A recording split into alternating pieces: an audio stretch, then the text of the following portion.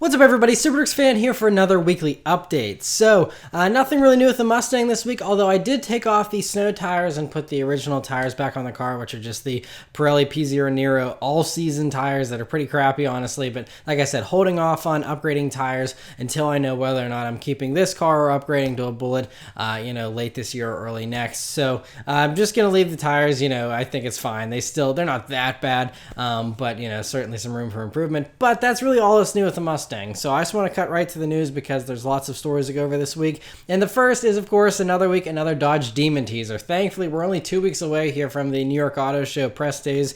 And so hopefully we'll have everything revealed then.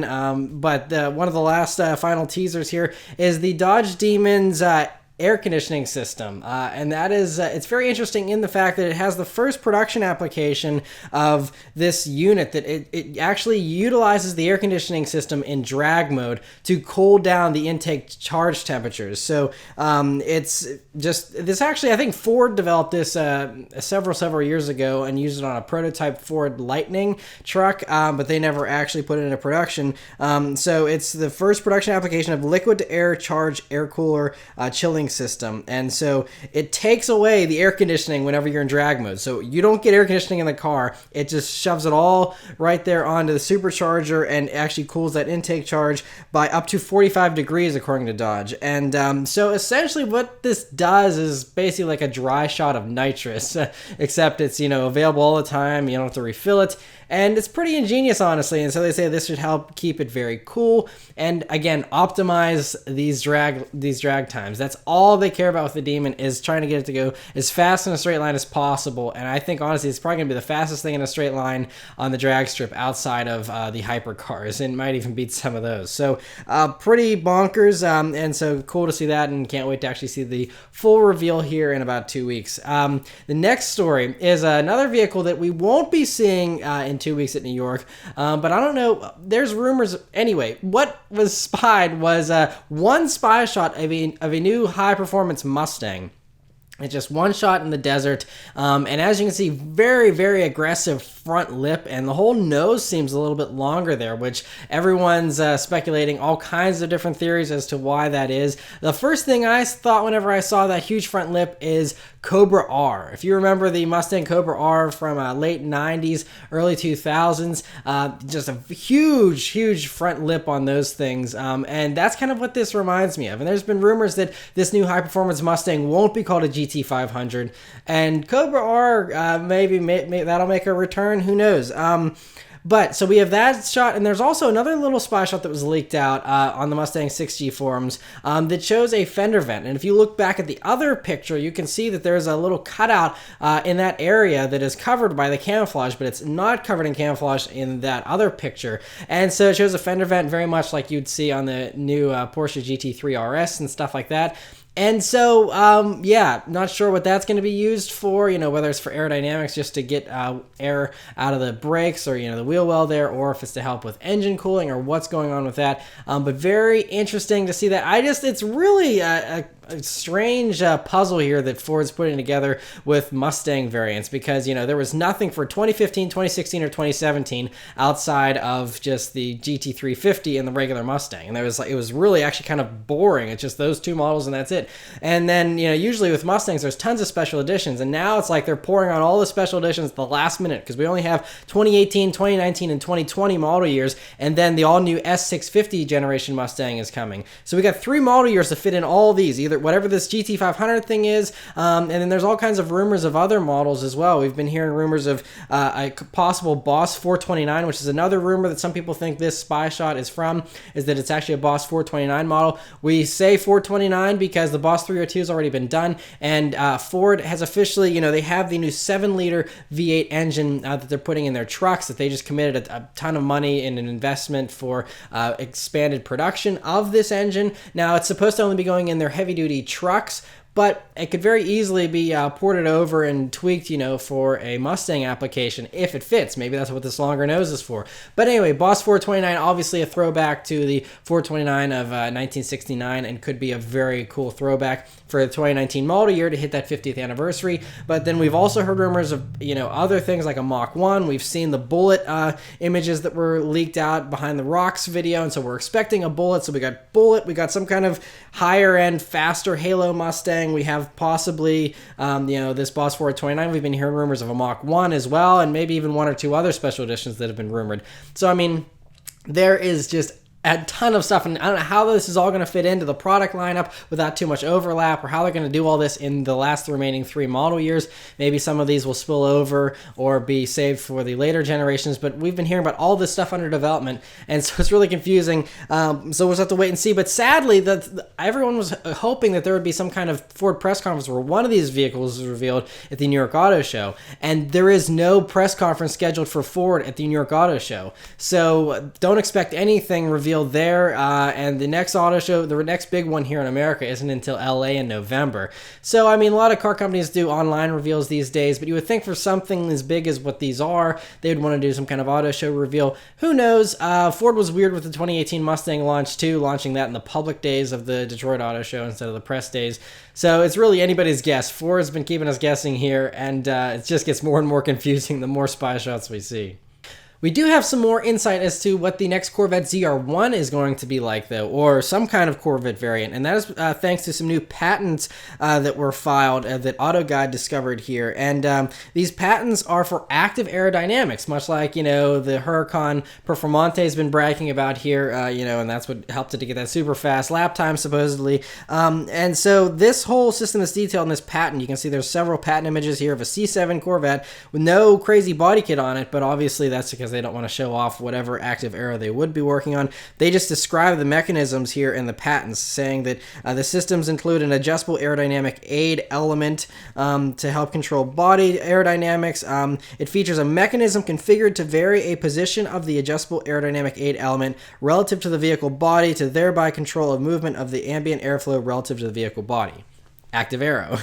That's a long, complicated way of saying that. But the patents include provisions for an adjustable spoiler, an adjustable air dam, splitter, diffuser, and shutters, all of which would be getting information from this whole system of sensors to help it with better aerodynamics. It also would have a system to control the vehicle's ride height, so that it'll make it so that it hunkers down in corners, but then will maybe lift up a little bit to make it more slippery in the air for going down the streets, things like that. And so very interesting to hear all that, and I'm assuming that's for the ZR1. Could be for some other model, though. Who knows? Again, Chevy's been surprising us recently with the the ZL1 1LE instead of a Z28 and stuff. So who knows? Everything's all up in the air. Some other cars that were spied running around actually on the Nürburgring was the facelifted Porsche 911 GT3 RS. Now the GT3 RS is still relatively new, but with the facelifted GT3 just being debuted at Geneva and having basically 500 horsepower, which is right up there with what the GT3 RS is currently doing, we know the GT3 RS is going to get a power bump as well, probably to 520 to 540 horsepower, naturally aspirated still, and have this new tweaked front end that we see here in these spy shots. And there's rumors that also it'll have a manual coming back, much like the GT3, in addition to the PDK, of course. So we'll have to wait and see how that all pans out, but it does look good there from the little refresh we see. Also, the new next generation 911 was spied, testing on the Nürburgring as well. And again, we keep seeing this thing, and it looks really far along in its development. But they just revealed the Mark II version of the 911 of the 991.2. So, I mean, I don't know why they're rushing this car into development. I mean, everyone's saying, oh, they're not going to show it until next year. But honestly, this thing's probably going to be ready to go by Frankfurt. So either if they just are ahead of schedule or what's going on. But I mean, it's kind of crazy. And obviously, this new 911 looks much like the old one, except, has a long LED taillight bar there in the back, which is a distinct difference. Otherwise, though, looks, fairly similar, a little more rounded, I think. And so overall, looks very good. And we'll just have to wait to see when they decide to show us that. Yet another vehicle that was spied on the Nürburgring was the BMW M8, or M6. I'm not really sure because everyone keeps calling this an 8 Series and rushing to say, oh, it's going to be an all-new 8 Series model based on the 7 Series. But it could just be a 6 Series as well. I'm not really sure how they're going to label this thing, but whatever it is, it looks more aggressive, which is why they're suggesting it has the M treatment done to it here. And it was lapping the Nürburgring, being very impressive. And so we don't really know anything about this. BMW hasn't officially confirmed an 8 Series, and so it's really anybody's guess as to what's actually going on here and what this vehicle will be called. But looks very aggressive, very fast, and cool, and so we'll have to just wait to hear more about that. One vehicle that was leaked supposedly this week, we'll have to wait and see, but it's the 2018 Jeep Wrangler, and so we just have two images of it here. They show two different shots, and it shows, the Wrangler Unlimited, probably the Rubicon version, and all that this really confirms is that it's going to have a fixed kind of roll cage type deal, so you can still fully remove the roof and the doors, which is what Jeep loyalists really wanted, and we're kind of nervous about. It also looks like there's still hinges on the front of the windshield there, and are able to have it fold forward. Other things we can kind of notice from these pictures, if they are legit and real, they do look pretty legit, but, again, it still could be faked or something, but according to these pictures at least, the grille is canted towards the rear a little bit, and also the fog lights are now at the ends of the bumper, the turn signals are on the front of the fender now instead, and then the hood latches are closer to the front there as well. There's new rear vents, or new vents towards the back part of the front fenders there, and then you can see that also the side mirrors have integrated side marker lights as well. The tail lights are also still square, but they wrap around the side a little bit there, which is a different take from the protruding tail lights that we've seen in the past. And so again, it looks exactly like an old Wrangler in most ways, aside from, unless you're a Jeep Wrangler enthusiast, then you'll be able to pick out these little differences here, which is good. It's kind of the Porsche 911 formula. You don't want to ever change it. The Wrangler's always kind of stuck to the same basic style, and this just helps them modernize a little bit. We know it's going to have a backup camera now, things like that, and so cool to see that, and hopefully we'll see the official reveal of all of the stuff at New York here for the new Jeep Wrangler. Other Jeep concepts now, the Easter Safari is coming up, which is Jeep's big event where they show off all kinds of wild and cool concepts that never get built. Last year, if you remember, there was a Hellcat-powered Wrangler called the Trailcat that was epic and awesome, and everyone was begging and pleading for Jeep to build it, and of course they didn't. I mean, something like that's pretty hard to put into production, so understandable. But they also, so this year they showed off a couple of the new ones here, a few teaser images, and also some official images from people that attended these shows. And so the first is the Switchback concept, which is a Wrangler Unlimited that has cutaway doors essentially and a few other custom tweaks. My favorite one though is the Quicksand, which is a two-door like hot rod Wrangler. And I never thought of the Wrangler as like a hot rodable kind of vehicle, but they chopped the roof. It's got exposed headers coming out of the sides, and it's got the cool exposed vents there in the hood and all that kind of stuff. It just looks really, really awesome. And there's no B pillar or anything. Really sweet. Obviously, just a custom job. Nothing that will ever be produced, sadly, although that would be awesome. There was also a CJ66, which is obviously based on the older Jeep, and looks cool as well. And there'll probably be some others. At the time of filming, those are the only three I know about, but there probably will be additional ones as well that will be shown off here later today. But speaking of all that Jeep stuff, Toyota seems to be shaking things up, or they're looking to shake things up at the New York Auto Show. And they released an official teaser of just a wheel, but it's for supposedly this concept called the FT4X concept. And if you're thinking, like the previous FJ Cruiser, this is probably going to be an actual Wrangler competitor, considering how hot the Wrangler is selling. I think Toyota's like, well, we have awesome heritage as well. We can throw our hat in the ring here. And so their tagline that they released with this teaser image was four-wheeling, scene stealing.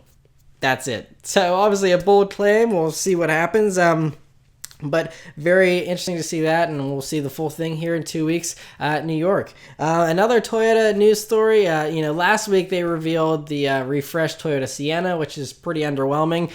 This week they revealed a refreshed 2018 Toyota Yaris, which also is fairly underwhelming. It just has a front end tweak, much like the Sienna basically. Slightly nicer interior technologies, and then they all come standard now with the Toyota pre-collision system, which is good, so that hopefully these things won't be rear-ending anybody, and stuff like that. So, but yeah, nothing really impressive there. The engine's probably going to be mostly the same, and it's just so much overlap in the Toyota lineup, because this is going to be available as a 3-door or 5-door, but you still also have the Scion IM, which is now the IM Corolla, and that's basically occupying the same space as this Yaris, although I think that might be a tad bit bigger. But yeah, I'm honestly surprised they didn't just kill the Yaris personally, at least here for the States, but interesting to see that. And Acura also revealed a teaser for the New York Auto Show where they'll be showing off the new Acura TLX. And the teaser image looks cool, but sadly we've already seen all the pictures of this car. It was Spied. Auto Guide posted them up a while back whenever it was being filmed for a commercial. And so we already know what the whole thing looks like. And we know back then there was noted that there was a sportier version running around as well. And everyone's like, oh, maybe there'll be a performance model. Nope. Auto Guide also unveiled here, actually, there was a carb certification listed here for the new TLX, and there's a new TLX A-Spec, which is what that sportier one is. But the A-Spec seems to be an appearance package only, because it's available for both the 2.4-liter 4-cylinder engine and the 3.5-liter V6. So, I mean, maybe if we're lucky, you'll have some suspension upgrades, but this is most likely just a sportier appearance package, kind of in line with the, I guess like the S-Line Audis and stuff like that. And so kind of sad there's not an actual bona fide performance version, but maybe that'll be coming later on down the road. Interesting to see that, though. And Nissan this week officially announced that they will be making a 2017 Nissan GT-R Track Edition for the United States. It was already confirmed for Europe and Japan. We weren't sure if we were getting it here. We've had the track versions in the past, and Nissan confirmed this week that we are getting it. It's going to have some of the GT-R Nismo performance bits, basically, but it still runs the standard GT-R's 565 horsepower engine, not the 600 one out of the Nismo. And it'll be shown next month at the New York Auto Show, and it'll be available late this summer for almost $130,000, $129,585. So, the details as far as what changes there are for the track version: it gets a Nismo-tuned chassis, Nismo front fenders, 20-inch Nismo aluminum alloy wheels, Recaro seats, and a carbon fiber spoiler. The shell is also more rigid thanks to adhesive bonding, and then there's special red and black color schemes for it as well.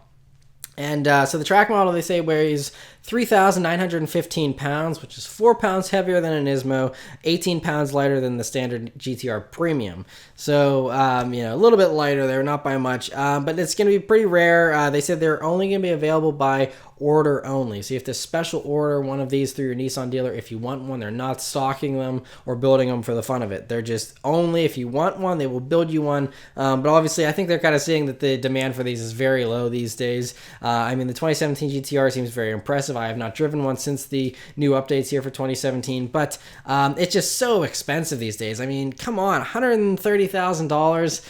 You can get some really sweet stuff for $130,000. Not that the GT-R isn't sweet, but I think they're kind of punching a little bit above their class these days with the GT-R. So anyway, interesting to see that. Some other slightly underwhelming news here is there was an email that was leaked by a member of the Civic X forum. It supposedly got an email that was saying, it seemed official, it says that the Civic Si is going to have 192 pound-feet of torque. No horsepower number was given, only the 192 pound-feet of torque. Now, that's only 15 pound-feet of torque more than the Sport hatchback version. So it's, again, like I said, underwhelming. We know the new Civic Si is going to only be running the same 1.5-liter turbo engine. It's just going to be bumped up and be a higher performing version of that. So to only have 15 more pound-feet of torque for the Si makes sense if all it is basically a tuned version of the existing Sport model. And so that's kind of disappointing, because you look at the GTI currently has 258 pound-feet of torque from its 2-liter engine, and then the Focus ST is 270 pound-feet of torque. So just, I don't know, kind of underwhelming, and so hopefully this isn't legit, or there'll be better numbers soon. And a couple stories from Tesla this past week. They officially released their 8.1 update for Autopilot. And so basically this adds back a lot of the features that, if you remember, were briefly discontinued for the Autopilot system while the new cars were being built and calibrated and everything was worked out. And so this new Autopilot system now has the auto steer feature that was previously limited to 55 miles per hour, which really upset a lot of people. Now has been raised to 80 miles per hour. So now you can go up to 80 miles per hour with the car steering itself on the highway, which is nice to have that, so additional highway availability for those that don't want to do 55. And they say that it'll require additional calibration of driving your car on a well-marked highway for several days before it'll actually allow you to do the 80 miles per hour. And then once it kind of calibrates itself, then you'll be set. Other features that are added back is the auto lane change is back now, as well as the summon feature. So all that stuff has returned to make the Tesla what the Tesla once was known for, with all those cool features. And so good to see that. Other Tesla news is that Elon Musk this week was tweeting a couple of things. The first was someone was asking him about the Model Y, which is going to be a crossover version of the Model 3. And so Musk is saying that this Model Y is a few years away. So, obviously it's something that they're going to be doing, and it's planned, a smaller Model X essentially, but he said it's a few years away. Also, people were talking about the Model 3 and its dashboard and stuff, and Elon Musk said there isn't going to be any traditional gauge cluster. You're just going to have that big center screen, and that's it. And a lot of people were confused about that, but we'll still have to wait till we see final production images of the interior of the Model 3 before making any judgments on that. But another company looking to make a Tesla competitor is Skoda, which is one of Volkswagen's European brands. They are going to be showing off this Vision E concept at the Shanghai Motor Show, which is the end of April. And so it's going to be, obviously it looks like a Model X competitor. That's what they're hoping it will be. It basically has the same capabilities as the current Teslas, with level 3 autonomous driving, which allows it to do the highway stuff and low speed stop and go type of things, and also find its own parking spots. So, cool to see that. Now, this is just a concept. Skoda is promising a fully electric vehicle by 2020 in production, and they're going to have up to 5 models by 2025. So, it's obviously, this is what the whole Volkswagen group is going towards, and so this is just another one of those many concepts. And the last report this week is some spy shots here of the new Infiniti QX50, which I think is the same car that some of these people that sent me in these spy photos might have seen, although back then I think they had more camouflage on them. Now they've peeled off some of that front camouflage, so you can clearly see the Infiniti grille now and get a better look at those Infiniti taillights there in the back. And it looks very much like the QX50 concept that we saw at the Detroit Auto Show, and so should be hopefully a good seller for Infiniti, and should be shown officially, maybe even as soon as the New York Auto Show, or else later on this year. But anyway, cool to see that. But that's it for all the news this week, guys. So let me know all your thoughts about everything in the comments below. Thank you guys very much for watching, and I'll see you next week. Take care.